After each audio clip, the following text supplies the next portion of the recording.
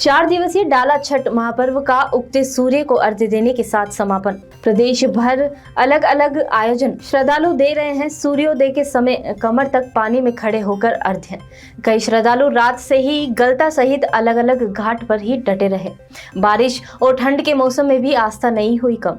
36 घंटे का निर्जला निराहार व्रत रखा गया। अर्घ्य में चढ़ाए जा रहे सेब, केला, केठुआ, केसर और गन्ना।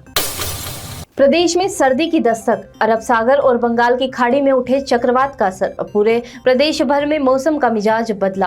पूरी तरह से चक्रवात के कारण प्रदेश के कई जिलों में हुई बारिश के कारण तापमान में 6 से 8 डिग्री तक गिरावट दर्ज। आज भी कुछ जिलों में मध्यम से तेज बारिश की संभावना। कोटा, उदयपुर संभाग में कहीं कहीं भारी और कहीं अति भारी बारिश की संभावना। बारिश की गतिविधियों में बुधवार से कमी होने की संभावना।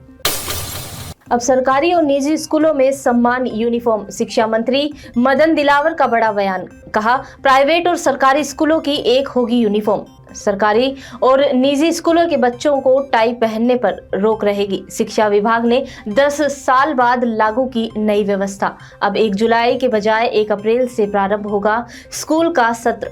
राष्ट्रगान से शुरू होंगे पंचायती राज, शिक्षा व संस्कृति विभाग के दफ्तर, कार्यालय। स्कूल खुलते और बंद होते समय होगा राष्ट्रगीत। गोपाष्टमी पर प्रदेश के सभी पात्र गौशालाओं में होंगे कार्यक्रम। गौसेवा, गौ पूजन व गौ संरक्षण से जुड़ी विभिन्न गतिविधियां होगी आयोजित। गोपालन निदेशक पंकज ओझा ने जारी किए निर्देश। गोपाष्टमी महोत्सव के दौरान 29 और 30 अक्टूबर को होंगे कार्यक्रम। प्रदेश की समस्त पात्र गौशालाओं में गौमाता की पूजा अर्चना, गोरक्षा संकल्प, गोचारा वितरण, गौ सेवा शिविर तथा पर्यावरण संरक्षण से जुड़ी जागरूकता कार्यक्रम। मुख्यमंत्री मंगला पशु बीमा योजना को लेकर निर्देश। वित्त वर्ष 2024-25 के अंतर्गत अब बीमा कार्य हुआ बंद। 20 अक्टूबर से नए स्वास्थ्य प्रमाण पत्र जारी करने का कार्य हुआ बंद। 1 नवंबर से वित्त वर्ष 2025-26 के अंतर्गत शुरू होगी योजना। वर्ष 2025-26 में 42 लाख पशुओं के बीमा करने का है लक्ष्य। 1 नवंबर से शुरू होगी पशुपालकों के बीमा के पंजीयन की प्रक्रिया। ग्राम विकास अधिकारी परीक्षा 850 पदों के लिए एक ही पारी में 2 नवंबर को होगी आयोजित। 5.4 लाख अभ्यर्थी होंगे ग्राम विकास अधिकारी भर्ती परीक्षा में शामिल। आज अभ्यर्थियों को परीक्षा केंद्र जिले में दी जाएगी जानकारी। 30 अक्टूबर को बोर्ड की ओर से जारी होंगे एडमिट कार्ड। बोर्ड की ओर से अभ्यर्थियों को ड्रेस कोड के संबंध में जारी की विज्ञप्ति। आज से विशेष गहन पुनरीक्षण SIR शुरू। ट्रेनिंग के साथ SIR प्रक्रिया शुरू होकर 7 फरवरी को होगी खत्म। 7 फरवरी 2026 तक चलेगी SIR की प्रक्रिया। 4 नवंबर से 4 दिसंबर तक BLO घर घर जाकर फॉर्म भरवाएंगे और सत्यापन करेंगे।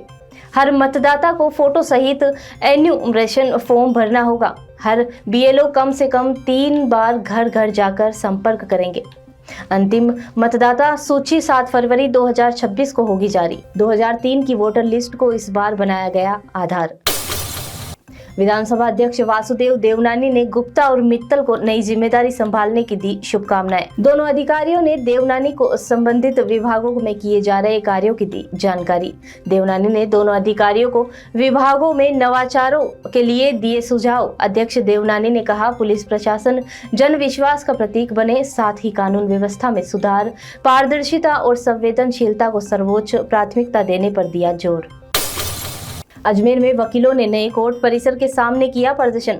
कल से नए कोर्ट परिसर में शुरू होगी अदालतें, लेकिन वकील इससे पहले चेंबर व अन्य सुविधाओं की कर रहे हैं मांग। कोर्ट के सामने जयपुर रोड पर लगाया जाम। सूचना पर सिविल लाइंस थाना पुलिस मौके पर पहुंची। कल हाईकोर्ट के मुख्य न्यायाधीश आएंगे उद्घाटन करने। इससे पहले वकीलों ने चेंबर और अन्य मांगों को लेकर किया प्रदर्शन। सुप्रीम कोर्ट ने कोरोना में मृत डॉक्टरों की बीमा कवरेज से जुड़ी याचिका पर फैसला रखा सुरक्षित। जस्टिस PS नरसिम्हा के नेतृत्व में खंडपीठ ने सुनवाई के दौरान कहा, अगर हम अपने डॉक्टरों की चिंता नहीं करेंगे तो समाज हमें नहीं करेगा माफ। सुप्रीम कोर्ट के समक्ष केंद्र की बीमा कवरेज योजनाओं से जुड़ी याचिका थी विचाराधीन, जिस पर सुप्रीम कोर्ट ने फैसला रखा सुरक्षित।